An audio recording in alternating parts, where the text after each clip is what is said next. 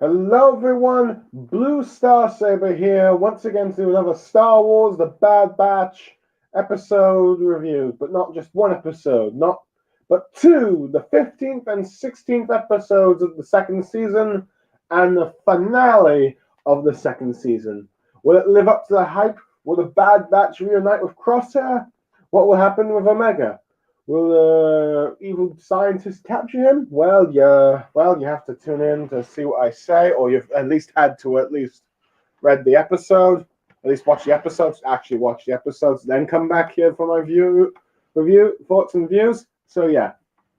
Anyway, onto the episode. The first one being the summit, in which it follows the last episode where the Bad Batch, particularly Tech, trying to research the Republic and Imperial Files to find more in the Advanced Science Division, led by Royce Hemlock, about Crosshair's location and all that stuff. As let's see, Echo informs him that he's apparently going to be attending a summit with Governor Wolfram Tarkin, who has not yet become a Moff or Grand Moff yet, because that title seems to have yet to be made. I've only just now realized this. Where they plan to put a homing beacon on his ship in order to find him and then rescue Crosshair later and all that stuff. Hunter was at first skeptical at the idea, but Tex says that Crosshair is their brother, and Omega agrees and all that stuff. And you also got Wreckers being supported with everyone with 3 against 4. Hunter reluctantly agrees, so he asks Echo about reinforcements, with Echo replying that Rex is on a mission, but their team is significant enough to infiltrate and get all the stuff. But yeah, just before they leave, you have Phoebe Genoa asking Omega and Tech what they're doing, but she's not telling them anything but a covert mission, with her having a sort of, getting close to Tech, asking if she's not going to say goodbye and have a conversation, which I think is an attempt of flirting with her. With her attempt at flirting with him, but Tech, being the sort of, smart guy he is, but also non-social person, seems a bit awkward, and no wondering what it's going on about. But yeah, but let's see. But yeah, but this tells him that be careful, not go out with other pirate girls and all that stuff, and doesn't quite realize that she's crushing on him. But yeah. Anyway, when they journey to Radio, you have Hemlock's light cruiser arrive and all that stuff, greeted by shock troopers, the sort of current stormtroopers with the red armor plating, kind of what you see with the Coruscant Guard and all that stuff. Where he is late to a meeting with Governor Tarkin, but yeah. No, he did try this excuse of matters to his attention and all that stuff. So yeah. With Tech able to get them to land safely with sort of bypass codes and all that stuff. Let's see, well, actually from Echo got from him and Rex, from a friend they have in the Senate, friend they have that's in Imperial ranks. But yeah, though granted, you still have Hunter being cautious and having Wrecker curtsy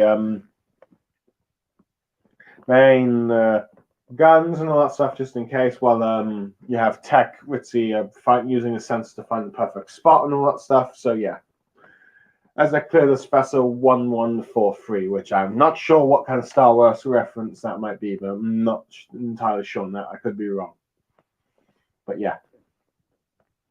Anyway, they land and they're preparing to, sneak in and all that stuff, where where Tech reveals that due to their events in Raxus, the Imperials have changed their security things thanks to them, which leads to a few funny moments where the Earth was looking at Wrecker for not being stealthy and all that stuff, when they decide that they need to jump aboard one of those transport. What are they called? Grappling, on a rail carriage and all that stuff with their grappling cables, and which You have Tech jumping on and hacking the thing just so that the Bad Batch can jump on and all that stuff. And let's see, and you have them hanging for a bit. You have sort of Wrecker looking down one moment, but yeah.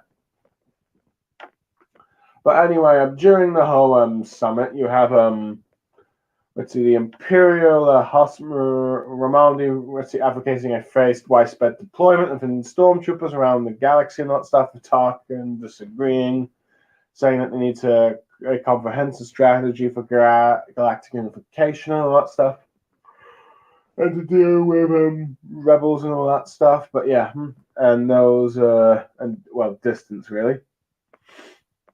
With Hemlock claiming that, let's see, after being asked to say about the whole cloning project that Emperor Palpatine is demanding and all that stuff, and saying that they will hopefully eventually, unlock the Kaminoan secrets.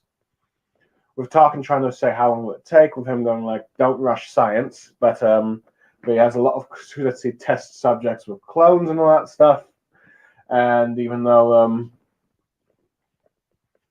Hemlock is wondering about what about the Imperial Senate. We'll see with the clone sympathizers there and all that stuff, but he's keeping its location secure and all that stuff. And then you got Barton Corbin, who is, Plo Koon's, admiral during the Clone Wars, talking about how, clones are killing loyal warriors and all that stuff. So, why are you casting aside so easily? With Tarkin, countering how the clones being unpredictable and ends up blaming the Jedi for this because, well, they tried to help them build a level of individuality and all that stuff.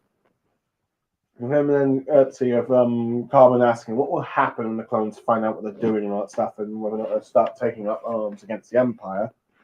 Though Hemlock has already acknowledged that some have, while Tarkin adds that the Empire will take swift action against any current uprisings. But yeah.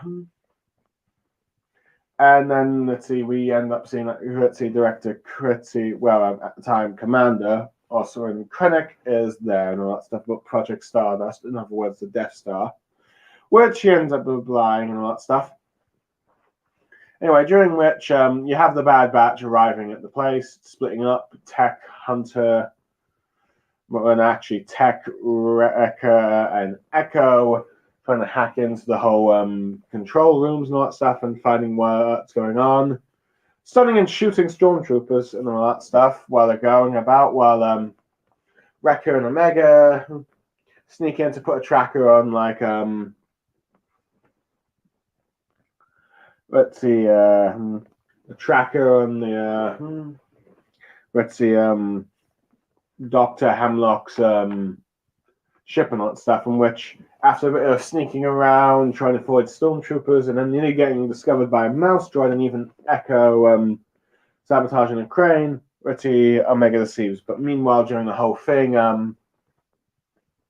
Bad Batch notices some security cams being taken out, and that says something's not right, in which you have Tech and Hunter exploring, and then they encounter Guerrero disguised as stormtroopers, who realizes that they've now gone to rebellion, but it's revealed that he has been sabotaging the place because he plans to blow them up, including the Imperials in charge. But Hunter and Tech are against this because, well, they need to get Hemlock so they can find Crosshair, but he doesn't care about rescuing a bunch of clones and that stuff and wants to take out Imperial Command, despite Tech's rationing of, saying that it's best to get intel and all that stuff, and these Imperials can easily be replaced, but Saw Gerrera doesn't care, but just as they are debating this, the stormtroopers arrive in a bit of a fist fight, and a blaster fight happens, forcing Saw Gerrera and his partisans to retreat, and then deciding to just, blow up the place where they can, with sort of Bad Batch trying to escape and all that stuff. But yeah. As eventually, the lieutenant reports to Tarkin what's going on. He gets we're getting the other Imperial officers to relax while he sends his has his troops guard them and all that stuff, and orders all communications to be switched to coded because some infiltrating, he's been informed some have been wearing a stormtrooper getup. So yeah. Anyway, eventually the Bad Batch arrive to like the sort of rail carriages and then start moving on them and all that stuff. But after Saw Gerrera's lot managed to escape onto a shuttle, or some of them do get shot. He detonates the thing, blowing up the hangar and the ship and all that stuff that had the Doctor's tracking beacon on and all that stuff. And as a result, the Bad Batch then stuck in the middle due to the power outage and all that stuff. Yeah. Let's see, and due to the fact that Tarkin put like protective shields around the compound, him and the other Imperials are safe and all that stuff, while the Bad Batch are stuck in midair with the second rail car hanging on the other side with stormtroopers inside, with Tech commenting that I have a problem ending this episode. Okay, what are my thoughts on the episode? I do like how it immediately starts off with them and Pabu and all that stuff, and about what they're planning to do and all that stuff and their options. I do like how it's Tech, Wrecker, and Omega that insist that they go and save Crosshair despite Hunter's reluctant, and it's like they know like it's a squad and a value thing. And I do like how Hunter concedes when the majority of rules say otherwise. But yeah. Well, it's disappointing to learn that Rex is too busy with a mission. I think it makes much sense that this is going to be like a Bad Batch mission, particularly with these four, because of what's going to come next. And it's interesting that you have Fee, who I've always considered sort of like a filler character with the Bad Batch's episodes, or at least all their episodes appear to be the most filler and among the weakest. I actually think that she had some quite touching moments here, but I do like how Omega's like, we're going on a convert mission, like a child saying, like, well, no, not necessarily like a small child, well, perhaps baby, but like a child saying, well, on a secret mission, can't tell you and all that stuff, but she just accepts it. But I do like how she, let's see, and I think this is clearly implying that she does, romantically like Tech and all that stuff, and it was hinted at, but yeah. But she tried and telling him to stay safe and come back at some point. But Tech, of course, being the sort of whiz that he is kind of remaining a bit oblivious to the romantic feelings, which all gets more tragic, witty in the following episode. But yeah, I do like her. Let's see. I do like how Echo has had some friends in high places using like clearance codes and all that stuff. I don't really know if the number they had has any references, but I do like how Hunter's still being cautious. We're having let's see, Hunter. Did I say Hunter when I meant Echo earlier? But never mind. But when Hunter to keep the to get the gun barrel thing ready in case of a fight. But yeah. Anyway, I do like how the you got the sort of like with the Imperial, like the Bad Batch, due to their actions on Raxus Prime, has gotten the Empire to think differently about their strategies of infiltration and security. And a few funny moments where everyone's looking at Wrecker because, like, okay, you're not really one that could not get it sneak in discreetly or quietly and all that stuff. So yeah. But anyway, I do like sort of like tension in the rail car bit. Well, granted, that's more of the second episode, really. But I do like how you're having Tech hack in and all that stuff. And let's see, just get in. Anyway, the main thing that I want to talk about is the Imperial meeting. The fact that you had quite a few Imperials there. Let's see, Krennic and from the movies, Krennic and I believe let's see, I think it's Hust Romalda and all that stuff. Yeah, who was in the attack at the A New Hope and all that stuff. And it was originally supposed to be one of the Imperials destroying the Death Star, but ends up surviving and being used for a comic later. But is also being used in the Bad Batch. So yeah, that's kind of cool. So yeah, and Rogue One and all that stuff. But yeah, and the other one is Barton Coben, and not to mention a bit of a cameo with Krennic and all that stuff to just show how early Project Star was in the development of the Empire's interests and that stuff. But no surprise, we got that with Attack of the Clones. Tower of Clones and Revenge of the Sith, but it seems like you really see just how early Krennic is in this episode to that project, its commitment. But yeah.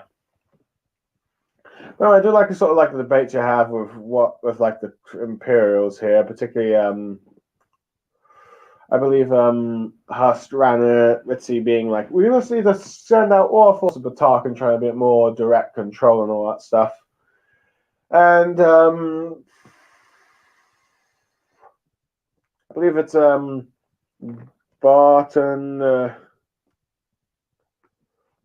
Barton Coburn, who was Plo Koon's admiral and all that stuff, though it seems like he's easily going to Imperials afterwards, no surprise there, but he seems to be the most biggest defender of clone rights, as much as an Imperial can and all that stuff. Saying now about sorry about that. Oh, let me just get the I do like how but yeah, I do like how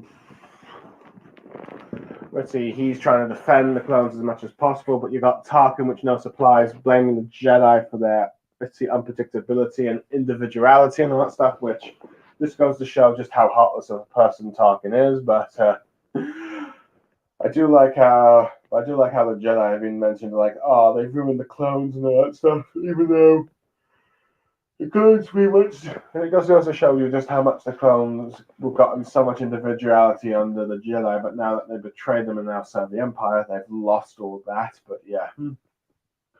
I do like how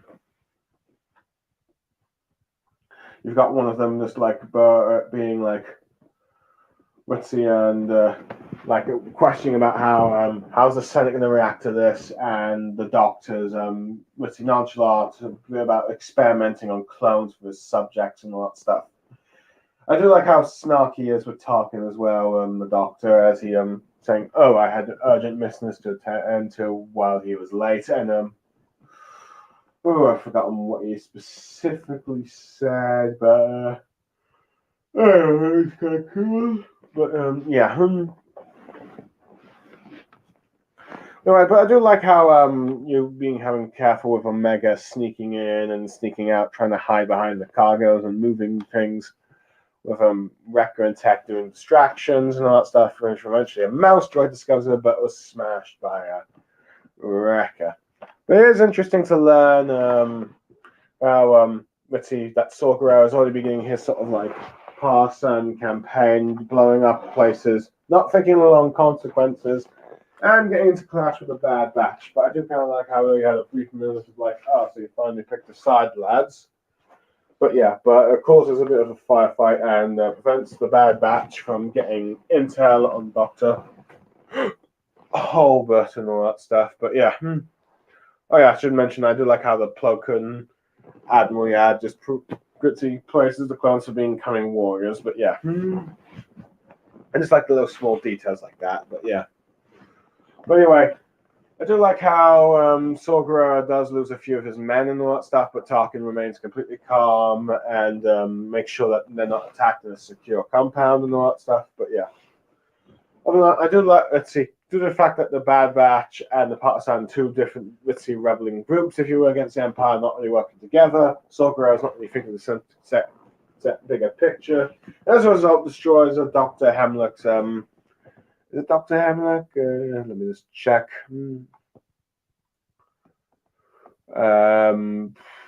Yeah, Hemlock and all that stuff. Sorry. Ends up being how should I say? They end up they end up blowing up the ship, and then seeing the Bad Batch end up stuck, being stuck here. I'm thinking that's a pretty good cliffhanger and all that stuff for that episode, and the Bad Batch being cornered, and it's like, how are they going to get out of this one? How are they going to just escape, or they're going to be captured? So yeah.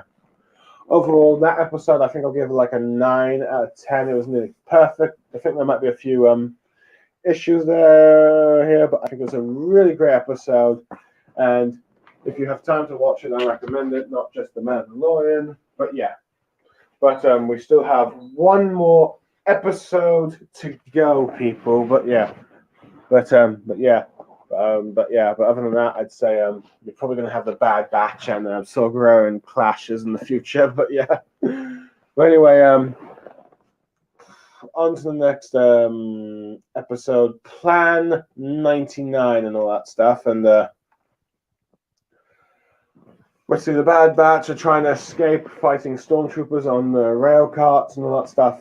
They're being a bit pinned down, with Tech offering to reboot the system and all that stuff, but you need to connect to one of the terminals to do it, in which she gives them permission and all that stuff. But yeah, one thing I should mention, that I do like how the Bad Batch are actually shooting to kill these clones and all that stuff. And even, stormtroopers and all that stuff, because they're not their brothers. And even one of them using as a shield against other stormtroopers. That's just dark and all that stuff, but still, I like it.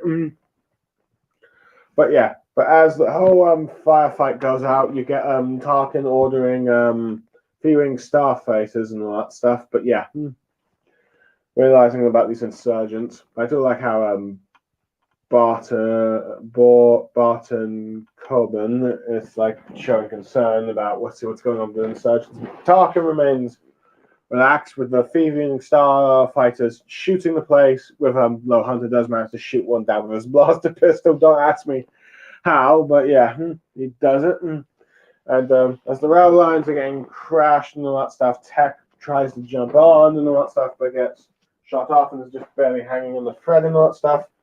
And you have like Omega and Wrecker trying to save him, but Tech realizes that any attempt to save him is, pointless at this point, and decides to activate Plan 99, which a member of the squad will sacrifice themselves. Individual of the squad will sacrifice themselves for the great of the squad.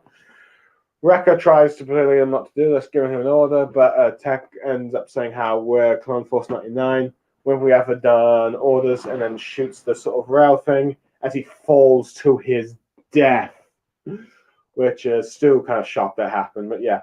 But anyway, the Bad Batch then the rail cart starts ramming again with what's left of it, with a half crash in the thing, and you got a sort of a Saving Private Ryan moment of Omega before they're being grabbed off and being taken to SEDS to be healed by AZ and all that stuff. Sid looks concerned. Omega wakes up wondering what happened and all that stuff, asks where Tech is, but then is forced to admit that Tech is gone once Hunter says it and all that stuff. During this, you see Sid being sad, apologizing for the loss, even offering, I think, Wrecker a drink. With Hunter telling Omega, you know what, given how we've been thinking, maybe it's best that we retire from being soldiers and just permanently stay on Pabu, where you can just be friends with people there and relax. And she seems to like that idea, given what happened to Tech. Meanwhile, you have Echo talking to the Gunky and all that stuff about the, I believe, current situation and all that stuff. Let me just, but yeah. They're just talking and all that stuff. Which I do like how Sid calls Echo goggles, but yeah. But Echo realizes that the Imperial Star Destroyer, or offensive class Republic cruiser, but it's become a standard Imperial one. Realizing that the Empire knows where they are, tries to go find Hunter and Wrecker. Wrecker, who has still got a bit of a cast around him and all that stuff around his neck.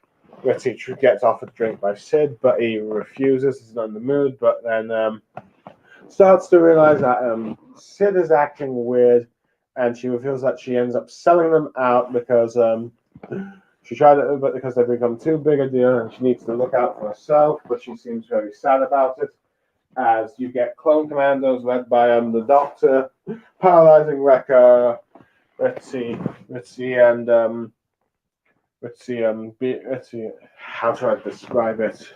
The best way to do it is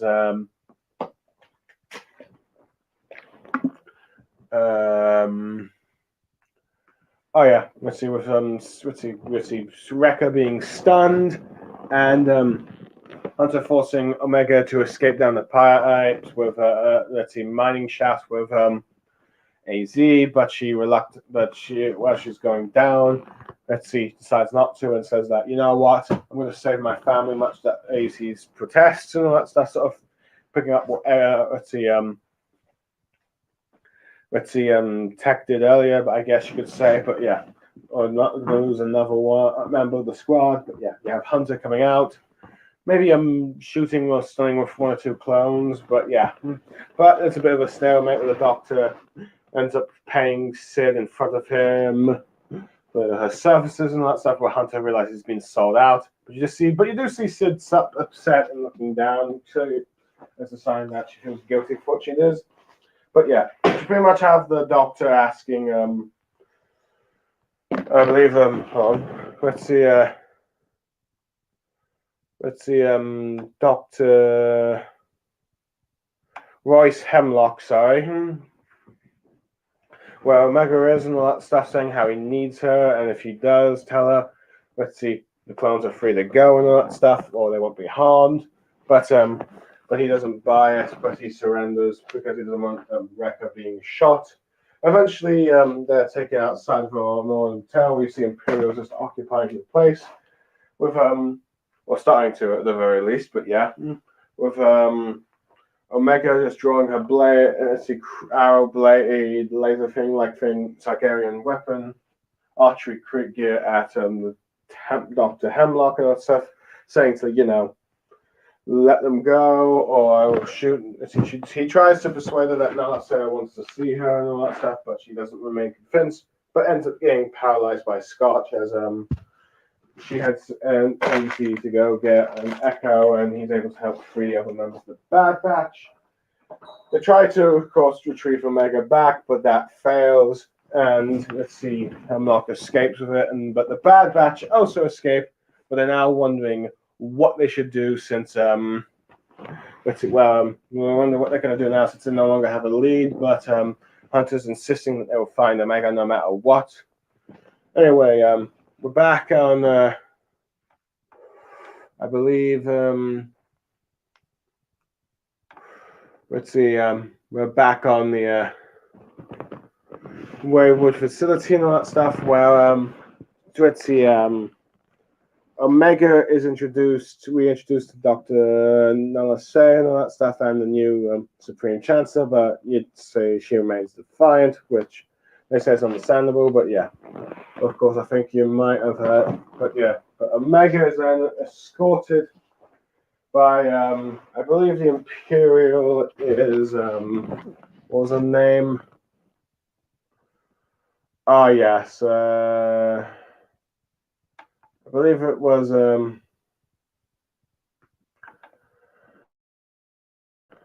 is it Scarlet? No, not that one.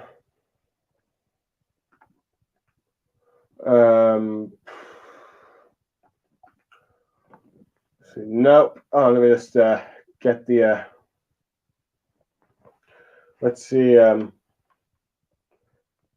Emery Carr, I think, and all that stuff. Let's see.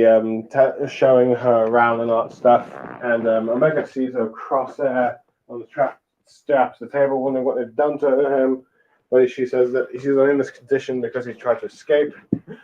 Let's see. And that leads to a confrontation when she's asking, do you not really trust me? With saying, like, I don't even know you. And then see, you have, I believe,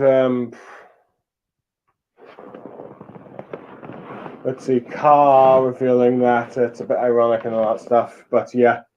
And replying how she actually knows. Let's see. More about, Omega when she lets on, and Omega knows about her, and revealing that she's in fact another clone of Jango Fett, and technically Omega's sister, ending the episode. Oh boy! Now the second half. Now that was, phenomenal and all that stuff. That is a clear 10 out of 10. I'm just saying it now. But I do love the sort of suspense and all that stuff with like the Bad Batch fighting. On a rail carriage and all that stuff, and trying not to fall and all that stuff, and shooting stormtroopers, with some of them falling down themselves after being shot.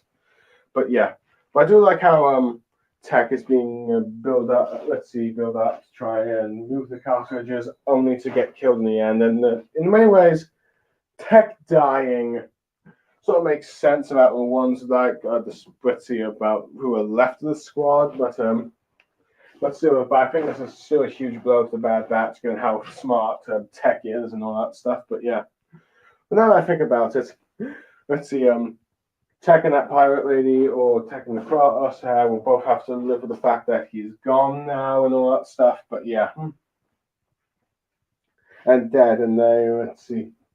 So yeah, it'll be quite interesting to see their reactions when the time comes. But yeah, other than that, but yeah, I do like how we'll end up letting it Plan 99 is when the Bad Batch sacrifice one of themselves to help the others. And I do like the desperation and Wrecker, and particularly Omega, of trying to keep Tech alive because they're a squad and all that stuff. But, Tech is just like, it's the only way, as he, like, shoots down the couplings. But yeah.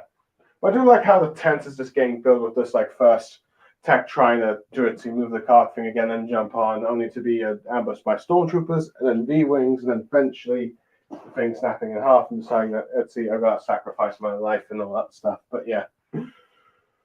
So yeah, that is but yeah, it's pretty a phenomenal death. It's arguably the biggest death in the series, and arguably perhaps quite a while in Star Wars animation to have a character this attached to. But yeah. Now I'm starting to really understand why the Bad Batch did such a lot of Tech episodes. It's clearly, as you can see with my avatar, to build up to this moment. There'll be a shame I'll never be able to use this avatar again. But yeah. So where was I? Oh yes.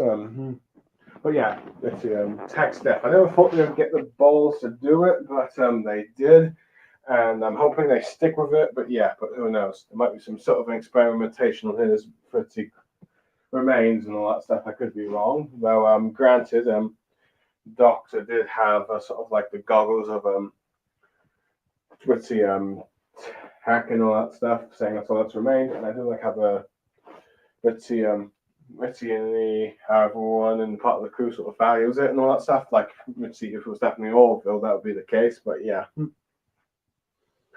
which I've been watching. But yeah, I do also, other than that, I do like seeing a sort of like a Saving Private Brian. I can't pronounce it correctly today. Sorry about let's see, her waking up and feeling that sort of like shock of the battlefield and all that stuff before being picked off and saved. But yeah. Anyway, Sid's betrayal, I think it was no surprise there. It's been building up to it. I do like how they decide, we need to go find AC, even if it means pick up the Zid. But I do like how at first she seems like she does actually seem to care for the Bad Batch and is a bit sad for the loss, even calling Tech goggles and all that stuff, but even challenging let's see, Grandpa when he was still like chess, but yeah. But yeah. Where was I going with this? But anyway, but yeah. But I do like how how the episodes were hinting she would eventually betray them, and she did. But I do like how reluctant she is, and even offering Wrecker a beverage, but her nerves just gives her away. And she takes her credits and go. Is that the last we're going to see of Sid? I don't know, but I wouldn't be surprised if they met her one more time. We're going to get a score being sold out by the Empire.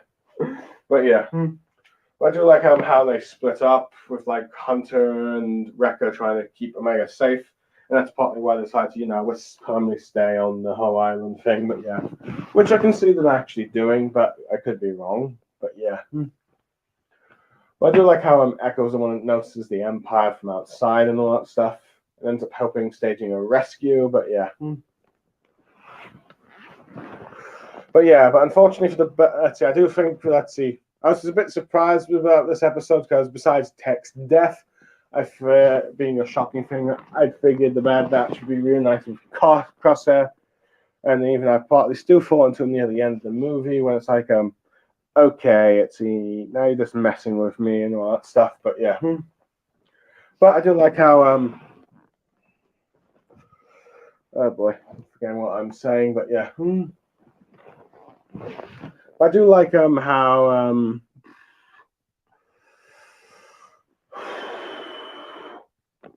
the episodes have been just building up to tech and all that stuff, and I'm curious to see everyone's reactions to it, particularly Crosshairs. But yeah, but I do like how Sid does feel regret for betraying the Bad Batch, even though they're never going to trust her again after this. But yeah, hold on a second. Oops, wrong episode.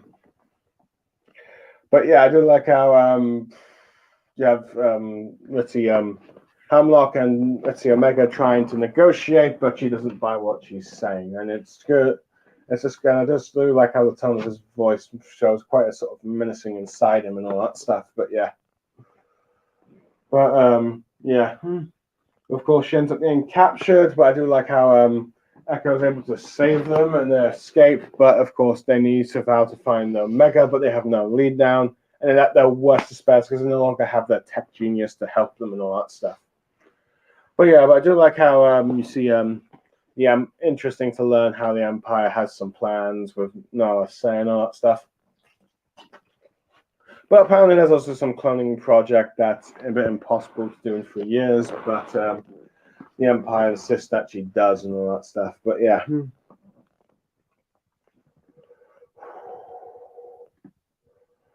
But other than that, I do like how Omega ends up finding Crosshair and all that stuff, and I think it makes sense that okay, they're not going to be fully reunited as squad again until much later, perhaps maybe towards the end of season 3, probably. But yeah, other than that,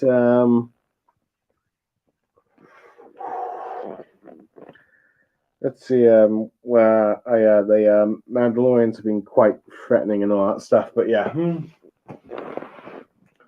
But it's interesting to learn that there's actually more female clones of Jango Fett besides Omega and all that stuff. So yeah, so she's not the only one, but I wouldn't be surprised if the Empire did some, let's say, questionable means to get her as a clone and all that stuff. But yeah.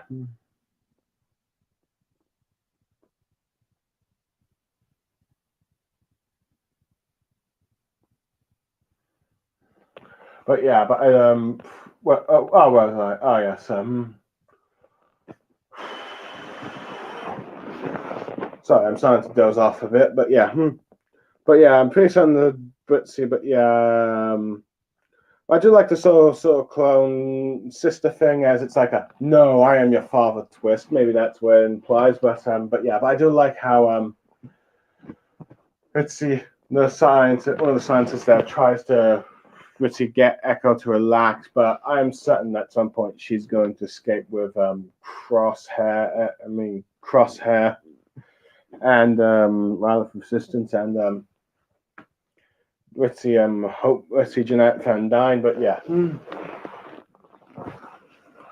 overall I'd probably give this episode a 10 out of 10.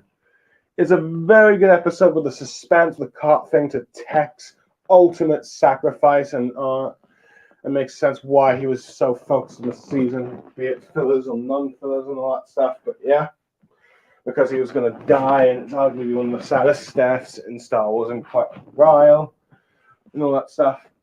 And the fact that Sid betrayed them, and they're trying their best to survive and not get captured, but then lose Omega, but it ends up happening and they have nowhere else to go. So yeah, this is honestly the darkest chapter of the Bad Batch so far. But yeah, let's see, and I'm looking, and in many ways, season 2 really is looking superior to season 1. Granted, there's a few filler episodes here and there that sort of narrow down the season, but overall, it's pretty good. And I really do hope this show gets renewed for a 3rd season, and maybe even the 4th, but yeah. But for now, I am Blue Star Saber, signing off. Thank you for those who end up listening. I hope you enjoyed what I had to say, even though I lost track of what I said a few times because of dozing off. But for now, goodbye. May the Force be with you.